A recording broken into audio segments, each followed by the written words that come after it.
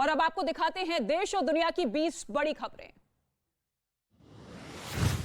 उपराष्ट्रपति पद के चुनाव के लिए मतदान जारी है। प्रधानमंत्री नरेंद्र मोदी ने संसद परिसर में पहुंचकर मतदान किया। पीएम मोदी के अलावा गृह मंत्री अमित शाह, पूर्व प्रधानमंत्री मनमोहन सिंह, सोनिया गांधी समेत कई सांसदों ने भी वोटिंग में हिस्सा लिया।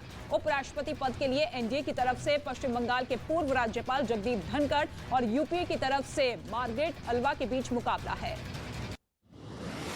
आजादी के अमृत महोत्सव पर आज शाम दिल्ली में बड़ी बैठक होगी। राष्ट्रपति भवन में होने वाली इस मीटिंग में पीएम मोदी के साथ ही अमृत महोत्सव के लिए बनाई गई समिति के सदस्य शामिल होंगे। इनमें केंद्रीय मंत्री, राज्यों के मुख्यमंत्री और राज्यपाल के साथ ही सोनिया गांधी भी शामिल हैं।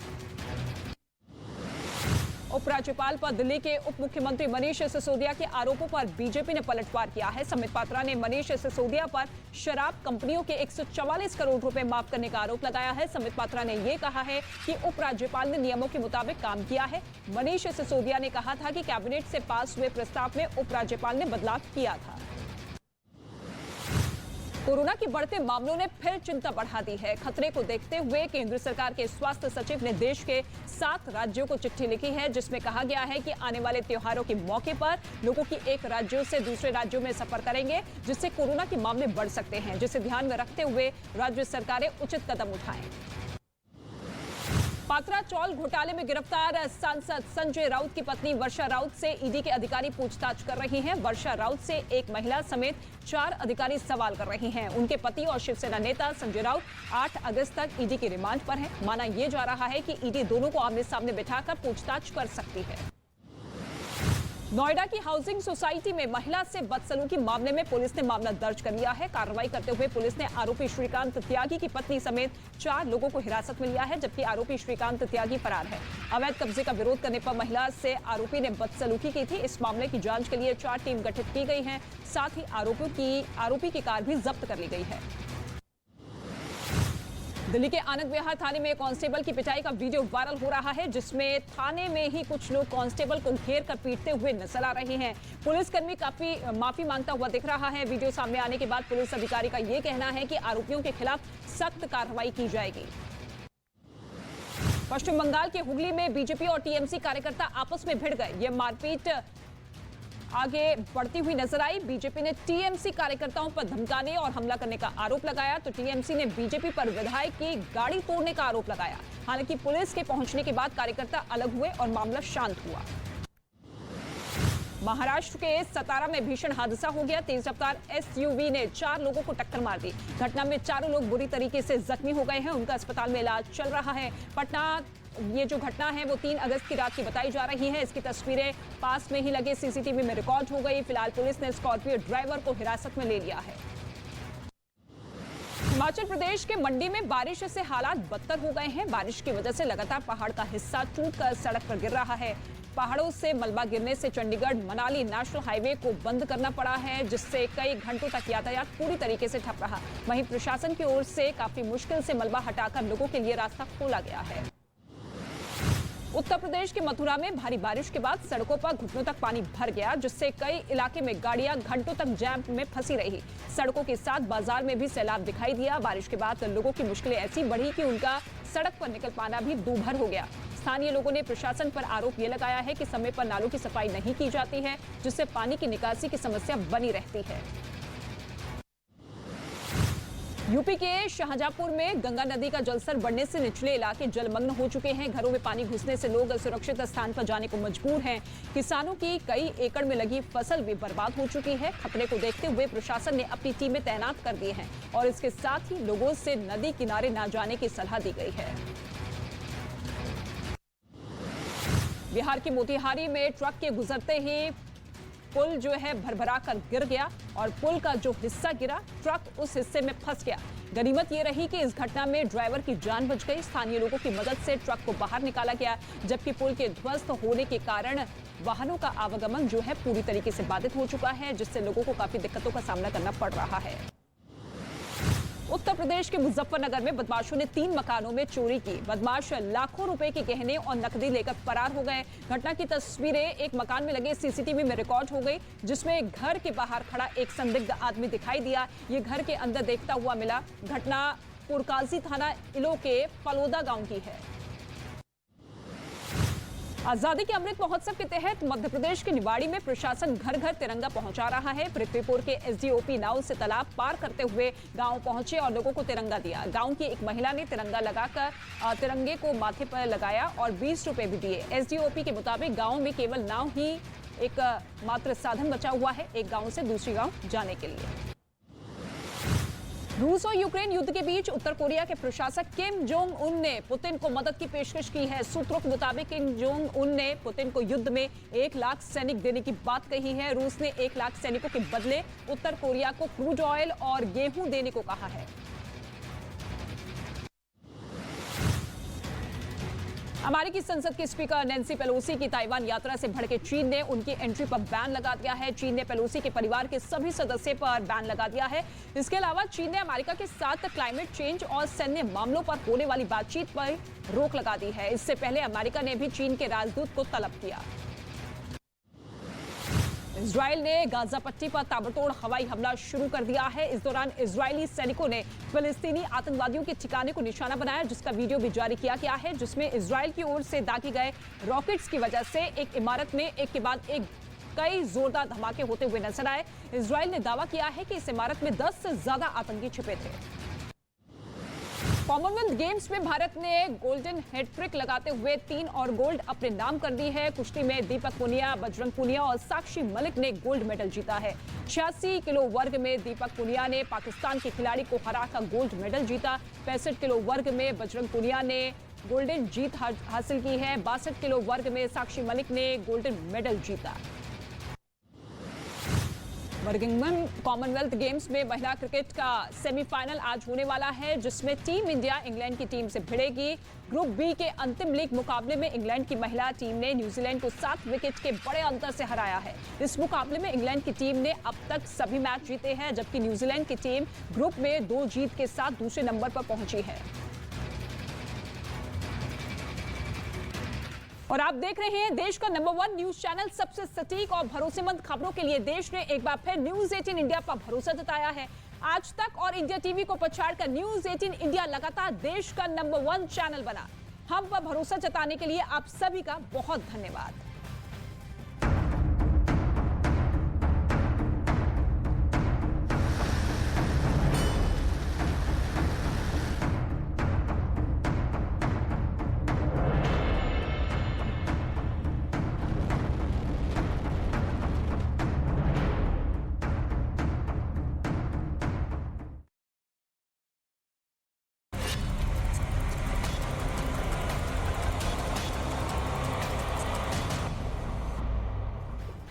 और इस बीच बड़ी खबर सामने आ रही है रूस यूक्रेन युद्ध से जुड़ी हुई, जहां उत्तर कोरिया के प्रशासक किम जोंग उन ने पुतिन को मदद की पेशकश की है। सूत्रों के मुताबिक किम जोंग उन ने पुतिन को युद्ध में 1 लाख सैनिक देने की पेशकश की है। रूस ने 1 लाख सैनिकों के बदले उत्तर कोरिया को क्रूड ऑयल और गेहूं देने को कहा है। रूस और यूक्रेन के युद्ध को 160 से ज्यादा दिन बीत चुके हैं। युद्ध रुकने की जगह हर दिन बढ़ता हुआ नजर आ रहा है और ऐसे में यूक्रेन के साथ युद्ध में रूस ने बड़ी संख्या में अपने सैनिकों को खोया है। लेकिन अब सीधे तौर पर मदद की पेशकश यहां पर किम जोंग उन की तरफ से की जा रही है। कई लाख सैनिकों को देने को कहा गया है और इसके बदले चीन भी अब पूरी तरीके से मदद करेगा। बड़ी खबर आपको बता दें, रूस और यूक्रेन के बीच में युद्ध लगातार जारी है और ऐसे में 1 लाख सैनिक देने की पेशकश यहां पर किम जोंग उन की तरफ से की गई है। तो रूस और यूक्रेन के बीच चल रही जंग में अब नॉर्थ कोरिया की भी एंट्री हो चुकी है। खबर यह है कि नॉर्थ कोरिया के तानाशाह किम जोंग उन ने रूस को 1 लाख सैनिकों की मदद की पेशकश की है। और चौंकाने वाली बात यह भी है कि उत्तर कोरिया की इस पेशकश को लेकर रूस के रक्षा विभाग ने भी हरी झंडी दे दी है। सवाल ये उठता है कि क्या रूस यूक्रेन के खिलाफ जंग में इतना कमजोर पड़ गया है कि अब नॉर्थ कोरिया की मदद के सहारे वो यूक्रेन की जंग को जीतना चाहता है।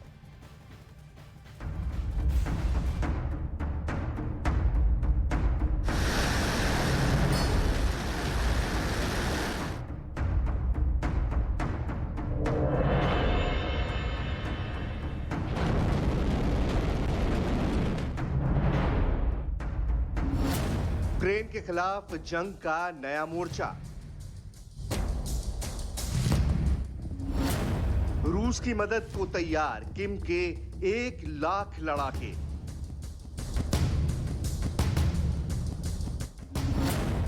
किम भड़काएंगे तीसरे विश्व युद्ध के शोले।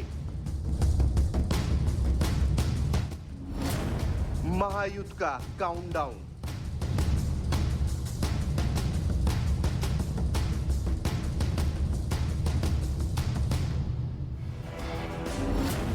रूस, यूक्रेन, अमेरिका, चीन, ताइवान और अब नॉर्थ कोरिया। दुनिया के नक्शे पर मौजूद इन देशों में इस वक्त जो हलचल मची है वो बहुत बड़े खतरे की तरफ इशारा कर रही है, क्योंकि अब जो खबर सामने आ रही है वो उस देश से ताल्लुक रखती है जिस देश के शासक को अपनी सनक के लिए पूरी दुनिया में जाना जाता है। सही सुना आपने, रूस और यूक्रेन के बीच चल रही इस जंग में अब उत्तर कोरिया के तानाशाह और इस वक्त पर परमाणु हमले की धौंस दिखाने वाले किम जोंग उन की एंट्री हो चुकी है। दावा किया जा रहा है कि किम जोंग उन ने रूस की मदद के लिए 1 लाख वॉलंटियर भेजने की पेशकश की है। बताया जा रहा है कि रूस की तरफ से भी नॉर्थ कोरिया के इस प्रस्ताव को हरी झंडी मिल चुकी है। हमें किम जोंग उन द्वारा बढ़ाए गए हाथ को स्वीकार करने में शर्म नहीं करनी चाहिए। दरअसल यूक्रेन के खिलाफ जिस जंग को रूस आसान समझ रहा था, वही जंग अमेरिका और यूरोपीय देशों की मदद की बदौलत रूस के लिए चुनौती बनी हुई है। इतना ही नहीं, अमेरिका और यूरोप से मिलने वाले हथियारों के बूते यूक्रेन रूस को भारी नुकसान पहुंचाता आ रहा है। जानकारी के मुताबिक इस जंग में रूस अब तक बहुत बड़ी तादाद में सैनिकों को खो चुका है। यही वजह है कि अब रूस को ऐसे लोगों की जरूरत पड़ने लगी है जो इस जंग में रूस के मददगार बन सके। रूस के प्रमुख रक्षा विशेषज्ञ का तो ये भी कहना है कि अगर उत्तर कोरिया के वॉलंटियर अपनी वॉर मशीनरी के साथ इस जंग का हिस्सा बनना चाहें तो उन्हें रोका नहीं जाना चाहिए। अगर उत्तर कोरिया के वॉलंटियर अपने artillery system, counter battery warfare और मल्टीपल लॉन्च रॉकेट सिस्टम के अनुभव के साथ इस जंग में आना चाहें तो हमें उन्हें हरा सिग्नल देना चाहिए। अगर उत्तर कोरिया यूक्रेन के फांसीवाद से लड़ना चाहता है तो हमें नहीं रोकना चाहिए। बताया ये भी जा रहा है कि नॉर्थ कोरिया की इस पेशकश के बदले रूस ने उत्तर कोरिया को क्रूड ऑयल और गेहूं देने को कहा है। यानी नॉर्थ कोरिया जहां युद्ध में रूस की मदद करेगा, वहीं रूस नॉर्थ कोरिया की अर्थव्यवस्था को पटरी पर लाने के लिए उसे कच्चा तेल और गेहूं देगा। वैसे रूस और उत्तर कोरिया का ये तालमेल कोई नया नहीं है। रूस और नॉर्थ कोरिया के बीच 1948 से संबंध है। सोवियत संघ के विघटन के बाद भी दोनों देशों के बीच संबंध बने रहे। 24 फरवरी 2022 को जब रूस ने यूक्रेन पर हमला किया, तब भी नॉर्थ कोरिया ने रूस का साथ दिया। उत्तर कोरिया उन 5 देशों में से एक था जिसने हमले की निंदा करने वाले संयुक्त राष्ट्र के प्रस्ताव के खिलाफ मतदान किया था। जाहिर है दोनों देशों के बीच दोस्ती का ये दौर अमेरिका जैसे देशों को भड़का सकता है, क्योंकि नॉर्थ कोरिया की कमान उन्हीं किम जोंग उन के हाथों में है, जो कई बार अमेरिका को परमाणु हमले की धौंस दिखा चुके हैं। इतना ही नहीं, अमेरिका पहले ही यूक्रेन पर रूसी हमले से चिढ़ा बैठा है। लिहाजा रूस और यूक्रेन के बीच चल रही जंग में किम जोंग उन की एंट्री का मतलब महायुद्ध के काउंटडाउन जैसा है। और दुनिया की सिर पर परमाणु जंग का खतरा मंडरा रहा है, और इस बार यह खतरा यूक्रेन में नहीं बल्कि एशिया से सामने आया है। दरअसल संयुक्त राष्ट्र की एक रिपोर्ट में यह कहा गया है कि उत्तर कोरिया अपना 7वां परमाणु परीक्षण करने वाला है, और अमेरिका ने यह ऐलान कर दिया है कि अगर ऐसा हुआ तो वो उत्तर कोरिया के खिलाफ कड़े कदम उठा सकता है।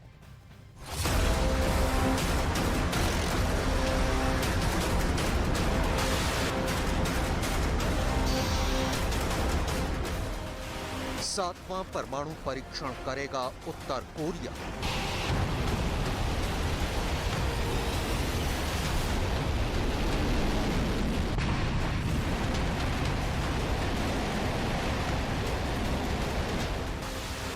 उत्तर कोरिया पर यूएन की खुफिया रिपोर्ट।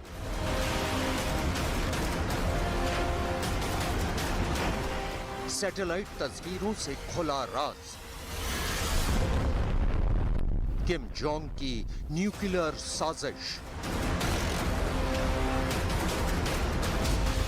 एक बार फिर उत्तर कोरिया के supreme commander Kim Jong Un America से भिड़ने के लिए तैयार है।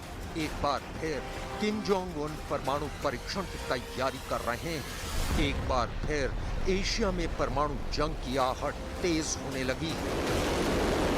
उत्तर कोरिया पर संयुक्त राष्ट्र की एक खुफिया रिपोर्ट में ये डराने वाली हकीकत दर्ज है कि उत्तर कोरिया अपना 7वां न्यूक्लियर टेस्ट करने की तैयारी कर रहा है और इसके लिए उत्तर कोरिया पंगी रे में अपने परमाणु परीक्षणों के लिए इस्तेमाल की जाने वाली टेस्ट साइट पर मौजूद सुरंगों के नेटवर्क को तैयार कर रहा है। यानी करीब 5 साल के बाद उत्तर कोरिया के शासक किम जोंग उन एक बार फिर परमाणु परीक्षण करने के लिए तैयार है।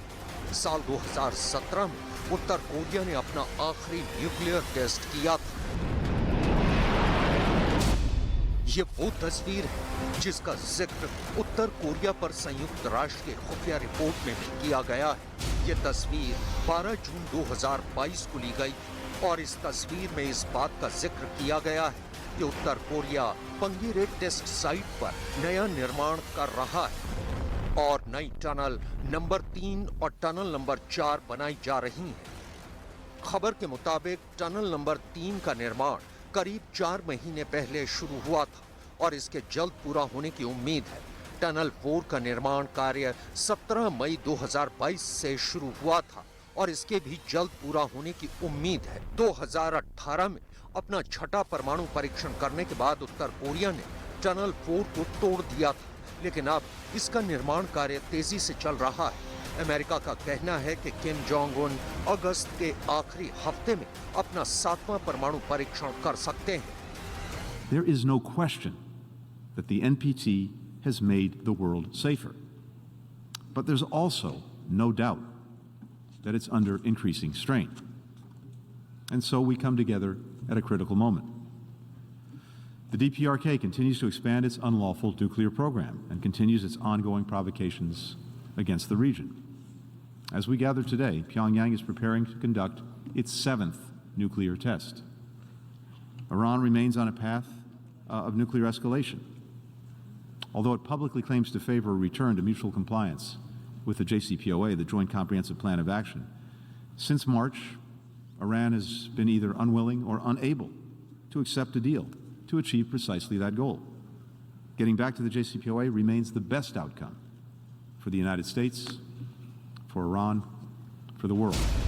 अमेरिकी विदेश मंत्री का ये बयान उत्तर कोरिया के शासक किम जोंग उन के उस बयान के बाद आया था जब उन्होंने एक समारोह के दौरान अमेरिका और दक्षिण कोरिया के खिलाफ परमाणु हथियार इस्तेमाल करने की धमकी दी थी।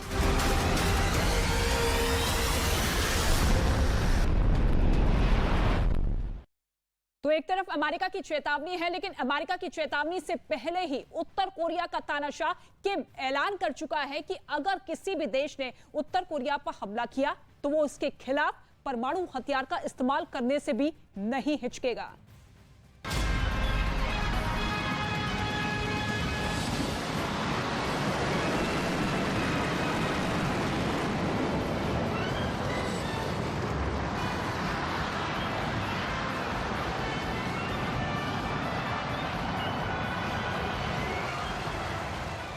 सत्ताईस जुलाई को उत्तर कोरिया ने कोरिया जंग खत्म होने की 69वीं जयंती मनाई थी। इस समारोह में उत्तर कोरिया के शासक किम जोंग उन ने अपनी पत्नी री सोल जू के साथ शिरकत की थी। इस मौके पर एक रंगारंग कार्यक्रम भी आयोजित किया गया था। 전체 참가자들은 전대미문의 경란 속에서도 세계의 정상의 주체 조선을 강력히 떠올리시고 민족 만대에 불멸할 위대한 승리사를 소노와 가시는 정은 동지를 우러르며 폭풍 같은 만세 환호성을 터쳐올렸습니다. इसी दौरान किम जोंग उन ने खुलेआम ये ऐलान किया था कि अगर उत्तर कोरिया और दक्षिण कोरिया में जंग हुई तो अपने दुश्मनों के खिलाफ वो परमाणु हथियारों का इस्तेमाल करने से भी नहीं हिचकिचाएंगे। 군 반국에 오늘처럼 모든 분들께서 이렇게 귀체를 보존해 주셔서 고마운 마음 이룰 데 없습니다. 정말 고맙습니다. यानी किम ने खुलेआम बोल दिया कि वो अमेरिका और दक्षिण कोरिया से टकराने के लिए तैयार है और जंग होने पर उन पर परमाणु बम तक दाग सकते हैं। उत्तर कोरिया की मीडिया का कहना है कि किम ने यह धमकी इसलिए दी क्योंकि अमेरिका और दक्षिण कोरिया लगातार उत्तर कोरिया को उकसा रहे हैं। खुद किम ने भी आरोप लगाया था कि उनके दोनों दुश्मन उन्हें जंग की तरफ धकेल रहे हैं। उत्तर कोरिया के विदेश मंत्रालय का कहना है कि दक्षिण कोरिया और अमेरिका 22 अगस्त से एक युद्धाभ्यास करने वाले हैं और ये उत्तर कोरिया को भड़काने की साजिश के तहत किया जा रहा है। 특히 미국과 남조선은 이제 오는 8월 22일부터 우리 공화국을 반대하는 합동 군사 연습을 강행하려 하고 있으며 남조선 군부 당국자의 미국 행각기관의 합동 군사 연습의 규모와 범위 확대, 미국 핵 전략 자산들의 조선 반도 전기와 관련한 구체적인 실행 계획들이 모의된다고 합니다. 미국과 추종 세력들이 우리 공화국을 겨냥한 군사적 압박 책동을 계단식으로 확대하고 있는 것은 72년 전의 전쟁의 참화가 이 땅에 또다시 들쑤여질 수 있다는 심각한 우려를 자아내고 있습니다. पिछले कुछ महीनों से उत्तर कोरिया के supreme commander Kim Jong Un के फरमान के बाद उत्तर कोरिया लगातार मिसाइलों का परीक्षण कर रहा है। साल 2022 में अब तक किंग ने 33 बार मिसाइल टेस्ट किए हैं। इन मिसाइल टेस्ट पर वो देश के खजाने 5,000 करोड़ रुपए स्वाह कर चुके हैं। वक्त वक्त पर अपनी मिसाइल पावर दिखाकर दुनिया को डराने की कोशिश करने वाले किम जोंग उन ने इस बार कसम खाई है कि वो अपनी परमाणु शक्ति को तेजी से बढ़ाएंगे। किम जोंग उन ने ये भी कसम खाई है कि वो अपने परमाणु हथियारों की तादाद बढ़ाएंगे। किम जोंग उन ने ये भी कसम खाई है कि वो अपने परमाणु हथियारों को और भी ताकतवर बनाएंगे। किम की ये कसम इसलिए भी और खतरनाक हो जाती है जब यूएन की खुफिया रिपोर्ट में ये बात दर्ज होती है कि किम जोंग एक बार फिर न्यूक्लियर हथियारों की टेस्टिंग करने जा रहे हैं। उत्तर कोरिया साल 2006 से अब तक 6 परमाणु परीक्षण कर चुका है। खबर के मुताबिक साल 2022 में वो 7वां बड़ा न्यूक्लियर टेस्ट करने जा रहा है। Korea institute for defence analysis के डेटा के मुताबिक 2022 में किम ने अपनी हर ICBM यानी इंटरकॉन्टिनेंटल बैलिस्टिक मिसाइल की टेस्टिंग पर 230 करोड़ रुपए खर्च किए। वहीं शॉर्ट रेंज बैलिस्टिक मिसाइल की टेस्टिंग के लिए 40 करोड़ रुपए खर्च कर डाले। हवासोंग 17 उत्तर कोरिया की सबसे एडवांस परमाणु मिसाइल है। उत्तर कोरिया का दावा है कि हवासोंग 17 की मारक क्षमता 13,000 किलोमीटर है। हवासोंग 17 की जद में अमेरिका का हर शहर आता है। परमाणु परीक्षण की जिद पर अड़े किम जोंग उन की परमाणु हमले की धमकी पर दक्षिण कोरिया का कहना है कि वो उत्तर कोरिया के परमाणु हमले को रोकने के लिए अपनी पूरी तैयारी कर चुका है। अमेरिकी वेबसाइट डेली बीस्ट की एक खबर के मुताबिक दक्षिण कोरिया के नए राष्ट्रपति ने अमेरिका के साथ मिलकर किल चेन नाम से एक प्लान तैयार किया है और इस मिशन को अंजाम तक पहुंचाने के लिए दक्षिण कोरिया ने स्टेल्थ लड़ाकू विमानों के इस्तेमाल की तैयारी की है। किल चेन प्लान के मुताबिक दक्षिण कोरिया के स्टेल्थ लड़ाकू विमान उत्तर कोरिया में घुसकर परमाणु हथियार ढूंढेंगे और उन्हें बर्बाद कर देंगे। स्टेल्थ लड़ाकू विमानों की तकनीक की वजह से रडार इन्हें पकड़ नहीं पाते। इसी वजह से ये बड़ी आसानी से दुश्मन के इलाके में चुपके से घुस जाते हैं। यानी दक्षिण कोरिया ने किम के परमाणु हथियारों को तबाह करने की पूरी तैयारी कर ली है। लेकिन अब ये खबर आ रही है कि किल चेन प्लान का असल मकसद उत्तर कोरिया के परमाणु हथियारों की तबाही नहीं बल्कि उत्तर कोरिया के शासक किम जोंग उन का खात्मा है। खबर के मुताबिक किम को खत्म करना ही किल चेन मिशन का आखिरी पड़ाव होगा और इसके लिए ऐसी रणनीति बनाई जा रही है जिसके तहत उत्तर कोरिया की जमीन पर गए बिना किम को निशाना बनाया जा सके। खबरों के मुताबिक किल चेन प्लान से किम जोंग उन भी दहशत में है। दरअसल अब किम जोंग उन को ये डर सता रहा है कि अमेरिका दक्षिण कोरिया के साथ मिलकर उन पर ड्रोन हमला कर सकता है। तो उत्तर कोरिया की न्यूक्लियर साजिशें अब निकलकर सामने आ रही है, लेकिन उत्तर कोरिया पर संयुक्त राष्ट्र की खुफिया टीम का बड़ा आरोप है कि परमाणु परीक्षण के लिए उत्तर कोरिया ने हैकिंग के जरिए करोड़ों की क्रिप्टो करेंसी चुराई है और इसके सबूत संयुक्त राष्ट्र के हाथ भी लगे हैं।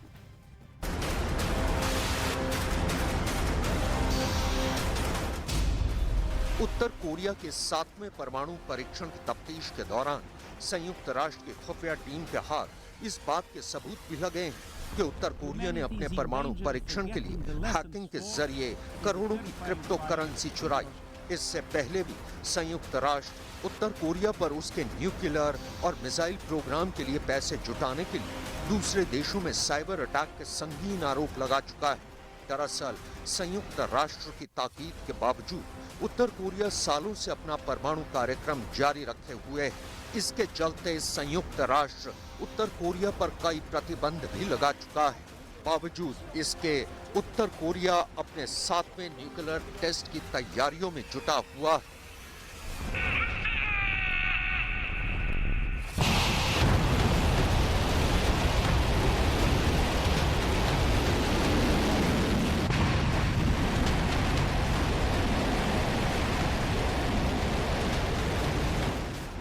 हाल ही में संयुक्त राष्ट्र के महासचिव एंटोनियो गुटेरेस पूरी दुनिया से परमाणु हथियारों के खात्मे की अपील कर चुके हैं। उनका कहना है कि दुनिया एक ऐसे नाजुक दौर से गुजर रही है जहां कई देश परमाणु जंग की बात कर रहे हैं। States are seeking false security in stockpiling and spending hundreds of billions of dollars on doomsday weapons that have no place on our planet. Almost 13,000 nuclear weapons are now being held in arsenals around the world. All these at a time when the risks of proliferation are growing and guardrails to prevent escalation are weakening. And when crises with nuclear undertones are festering. From the Middle East and the Korean Peninsula to the invasion of Ukraine by Russia, and to many other factors around the world. America ये साफ कर चुका है कि अगर उत्तर Korea ने अपना 7वां परमाणु परीक्षण किया तो वो उत्तर कोरिया पर संयुक्त राष्ट्र के प्रतिबंधों को कड़ाई से लागू करवाएगा। अब सवाल ये है कि क्या अमेरिका का ये बयान किम जोंग उन के 7वें परमाणु परीक्षण के फैसले को बदल पाएगा? क्योंकि किम जोंग उन अगर ये ऐलान कर चुके हैं कि अगर किसी ने उनके देश पर हमला किया तो वो उसके खिलाफ परमाणु हथियारों के इस्तेमाल से जरा भी गुरेज नहीं करेंगे। यानी किम परमाणु परीक्षण की जिद पर अड़े हैं और रक्षा विशेषज्ञों का मानना है कि उनका ये फैसला एशिया में परमाणु जंग भी करवा सकता है।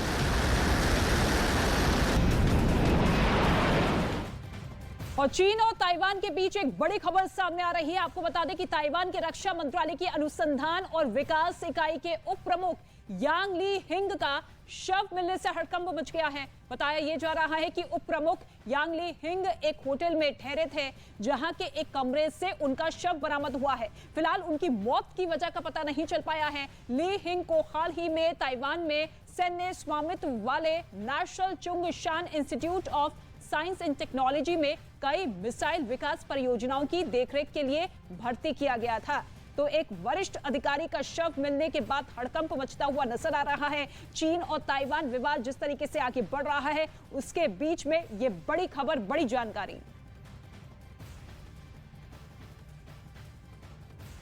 और अमेरिकी संसद की स्पीकर नैन्सी पेलोसी की ताइवान यात्रा के बाद से चीन अमेरिका पर भड़का हुआ है, जिसके बाद चीन ने बड़ा कदम उठाते हुए नैन्सी पेलोसी और उनके परिवार के सभी सदस्यों पर चीन में एंट्री पर बैन लगा दिया है। इसके साथ ही चीन ने अमेरिका के साथ फिलहाल बातचीत पर भी रोक लगा दी है। वहीं इन सब के बीच अमेरिका ने चीन की हरकतों का विरोध करते हुए चीन के राजदूत को तलब किया है और उधर चीन का ताइवान के चारों ओर लाइव ड्रिल जारी है। इसके साथ ही चीन ने अपनी सैन्य तैयारी को दिखाने वाला एक प्रोपेगेंडा वीडियो भी जारी किया है। ये 5 तस्वीर आप देखिए नैन्सी पेलोसी के दौरे के बाद किस तरीके से चीन तिलमिलाया हुआ है और अब सीधे तौर पर नैन्सी पेलोसी और उनके परिवार की एंट्री चीन में बैन कर दी है। साथ ही अमेरिका से कई समझौतों पर जो बातचीत होनी थी, अलग अलग मुद्दों पर बातचीत होनी थी, उस बातचीत को भी बंद कर दिया गया है, रोक लगा दी गई है और इसके साथ ही चीन के राजदूत को तलब कर लिया गया है। और दूसरी तरफ आप देखिए लाइव ड्रिल भी चीन की लगातार जारी है और एक प्रोपेगेंडा वीडियो भी चीन की तरफ से जारी किया गया ताइवान को सख्त संदेश देते हुए।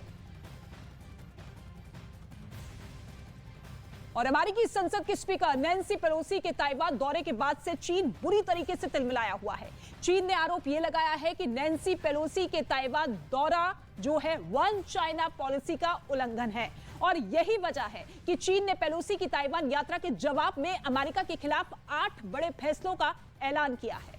पॉलिसी अवैध प्रवासियों की देश वापसी, अपराध पर बैठक, इंटरनेशनल क्राइम पर होने वाली बैठक, नशीली दवा रोधी अभियान और जलवायु परिवर्तन जैसे मुद्दों पर बातचीत को लेकर यह एक्शन लिया गया है। और यह एक्शन चीन ने इसलिए लिया है क्योंकि चीन के विदेश मंत्रालय का अमेरिका पर आरोप है कि उन्होंने ताइवान का दौरा करके चीन की गंभीर चिंताओं की उपेक्षा की थी। स्वशासित लोकतंत्र चीन अपने क्षेत्र के रूप में दावा करता है। पेलोसी की यात्रा चीन के आंतरिक मामलों में घोर हस्तक्षेप है। ये चीन की संप्रभुता और क्षेत्रीय अखंडता को गंभीर रूप से कमजोर करता है, वन चाइना पॉलिसी को गंभीरता से रौंदता है और ये ताइवान में शांति और स्थिरता के लिए गंभीर खतरा है। और आइए अब आपको समझाते हैं कि आखिर जिस वन चाइना पॉलिसी का चीन हवाला दे रहा है वो है क्या। दरअसल वन चाइना पॉलिसी चीन के विस्तारवाद का हथियार है। इसके तहत दुनिया ताइवान को चीन का हिस्सा मानेगी। पॉलिसी के तहत कोई ताइवान से सीधे रिश्ते नहीं रखेगा, जबकि ताइवान वन चाइना पॉलिसी के खिलाफ है। इस मामले में अमेरिका ताइवान के साथ खड़ा है और इसी बात से चीन भड़का हुआ है। इसका असर ये हो रहा है कि चीन लाइव फायरिंग नाम के युद्धाभ्यास के जरिए ताइवान समेत अमेरिका को आंखें दिखाने की कोशिश में जुटा हुआ है। चीन के सरकारी मीडिया के मुताबिक ये मिलिट्री ड्रिल ताइवान के तट से सिर्फ 16 किलोमीटर दूर की जा रही है। इसमें असली हथियारों और गोला बारूद का इस्तेमाल किया जा रहा है। चीन पहले ये ड्रिल ताइवान से करीब 100 किलोमीटर दूर करता था, लेकिन नैन्सी पेलोसी के दौरे के बाद अब बेहद नजदीक पहुंच गया।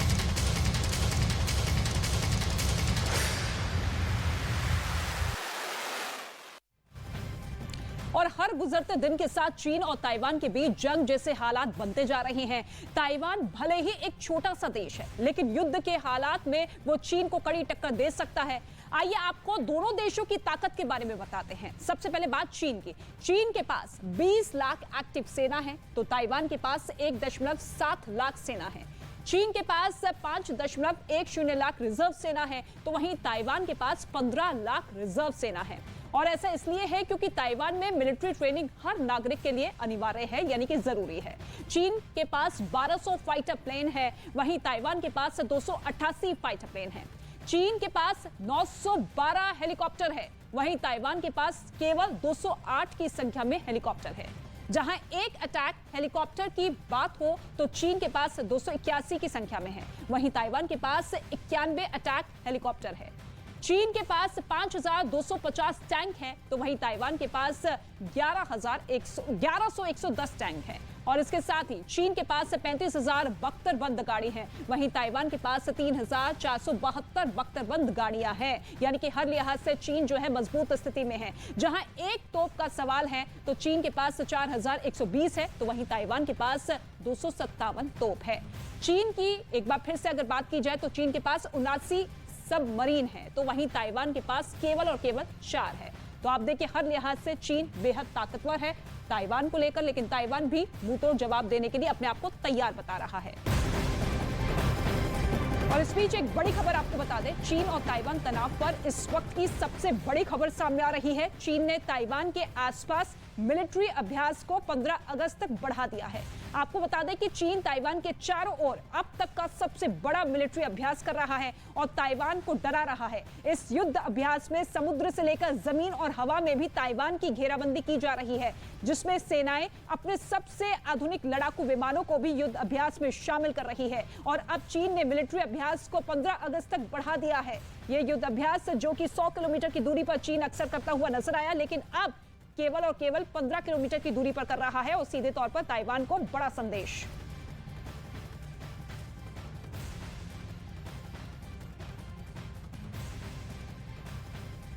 तो चीन ताइवान तनाव पर यह सबसे बड़ी खबर सामने आ रही है कि चीन ने अपना जो मिलिट्री अभ्यास है उसे 15 अगस्त तक बढ़ा दिया है, यानी कि 15 अगस्त तक उसका यह युद्ध अभ्यास लगातार जारी रहेगा, क्योंकि चारों तरफ से मोर्चेबंदी घेराबंदी की जा चुकी है चीन की तरफ से।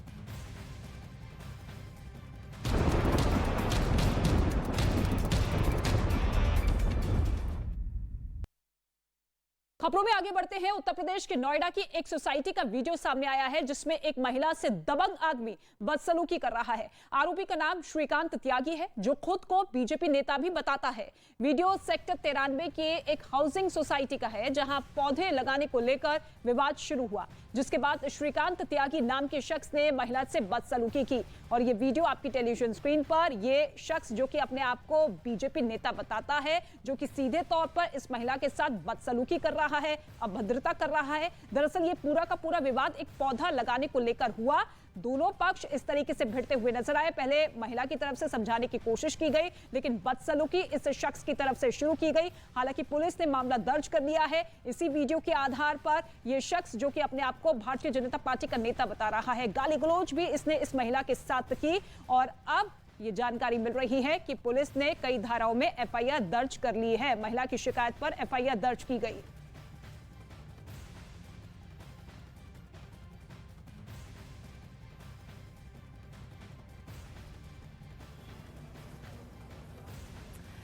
तो हम उसी सोसाइटी में मौजूद हैं जहां पर आज आपने देखा कि कैसे एक नेता दबंगई दिखाता है। जब कहा जाता है कि कॉमन एरिया में आपको प्लांट नहीं लगाने हैं तो कैसे उस महिला से अभद्रता करता है, वो तस्वीर हम आपको दिखा रहे हैं लगातार। किस तरीके से वो वीडियो वायरल हो रहा है। ये वही सोसाइटी है, हम आपको उस जगह पर भी लेकर जाएंगे।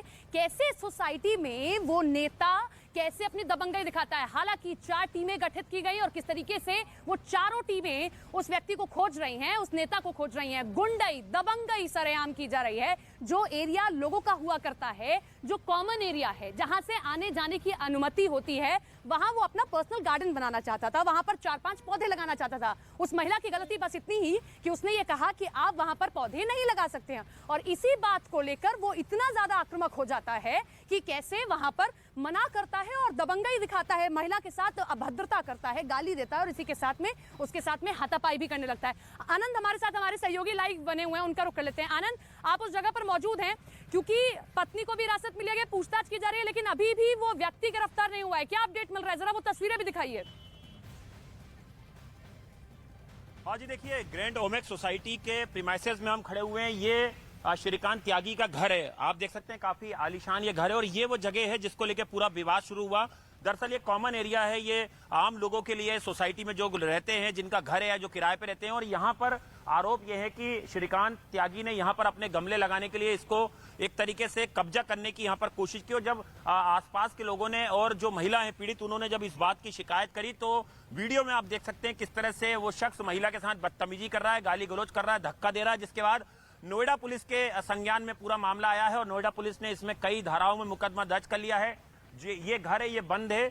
उनकी पत्नी, उनके गार्ड, उनके मैनेजर को हिरासत में ले लिया गया है। और जो नोएडा कमिश्नर है, उन्होंने अभी न्यूज 18 से बात की। उनका कहना है कि 4 से 5 टीमें लगी हैं जो श्रीकांत त्यागी की तलाश में है और जल्द ही उसकी गिरफ्तारी कर ली जाएगी। लेकिन यहाँ पर अभी हमने कई लोगों से बात की जो कैमरे पे नहीं आ रहे थे, लेकिन उनका कहना था कि ये जो शख्स है ये खुद को बीजेपी का नेता बताता था, रोब झाड़ता था। और अगर कोई भी लोग इससे शिकायत करते थे कुछ बात की तो ये लगातार ये आरोप, ये दबंगे दिखाता था कि वो बीजेपी का बड़ा नेता है और उसका कोई कुछ नहीं बिगाड़ सकता है। हालांकि बीजेपी ने सफाई दी है कि ये बीजेपी का नेता नहीं है और इसका किसान मोर्चे से कोई लेना देना नहीं है। लेकिन इस पे समाजवादी पार्टी की तरफ से भी ट्वीट हुआ है। तो एक तरीके से तो वो हमें जरा लॉबी दिखाएं जिसे ये वो अपना पर्सनल गार्डन बनाना चाहता था, जो कि कॉमन एरिया है। आप दर्शकों को वो जरा जगह दिखाएं अगर आप वहां पर मौजूद हैं तो। जी देखिए, ये वो जगह है, हमने अभी जैसे दिखाया कि ये वो जगह है, कॉमन एरिया है, जहां पर उसने गमले लगाने के लिए आप देख सकते हैं यहाँ पर कई तरीके से मिट्टी जो है वो गमलों के लिए यहाँ पर लगी हुई है। और ये कॉमन एरिया है जो आम लोगों के लिए होता है। सोसाइटी के जो भी सोसाइटियां होती है उसमें इस तरह के एरिया, कॉमन एरिया आम लोगों के लिए होता है। वो पार्क चाहे यानी कि ये कॉमन एरिया है, लेकिन ये कैसे नेता वहां पर अपना गार्डन बनाना चाहता है। लौटूंगी आपके पास में, लेकिन बीजेपी नेता की ओर से क्या कुछ कहा गया वो भी सुनवा देते हैं। आज भारतीय जनता पार्टी यहां ये स्पष्ट करना चाहती है कि श्रीकांत त्यागी भारतीय जनता पार्टी का 2 रुपए का भी सदस्य नहीं है।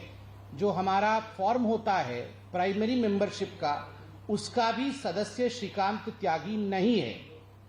श्रीकांत त्यागी का भारतीय जनता पार्टी से कोई लेना देना नहीं है। बिल्कुल स्पष्ट रूप से भारतीय जनता पार्टी आज इस प्रेस कॉन्फ्रेंस के माध्यम से ये सूचना देती है कि श्रीकांत त्यागी का, जिसने एक महिला के साथ दुर्व्यवहार किया और जिसकी रिकॉर्डिंग भी आई है, उसका भाजपा के साथ कोई लेना देना नहीं है, वो भाजपा का सदस्य नहीं। जहां तक हमारे पास खबर है और आज अखबारों में भी कुछ जगह छपा है कि समाजवादी पार्टी के एक बड़े नेता का वो पीआरओ था, हो सकता है हो भी, मगर अखबारों में भी कुछ जगह ये विषय छपा है